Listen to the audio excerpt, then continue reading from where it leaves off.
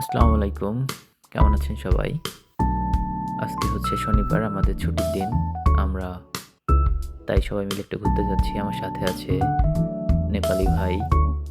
আমরা কোরিয়ান এক হিয়ংনিম অর্থাৎ বড় ভাইয়ের গাড়িতে করে আজকে ঘুরতে যাব।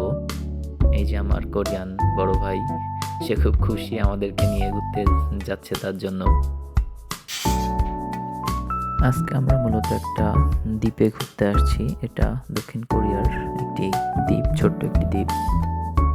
এই যে রাস্তাটা দিয়ে আমরা এখন যাচ্ছি, এটা জোয়ারের সময় পানিতে ভরা থাকে, তখন গাড়ি চলাচল করতে পারে না। পুরো নদীর মধ্য দিয়ে রাস্তাটা চলে গেছে। যখন পানি থাকে তখন এই দূরে যে কেবল কারগুলো দেখতে পাচ্ছেন, ছোট আকারে, অনেক দূর থেকে, তো এগুলোতে করে পার হতে হয়।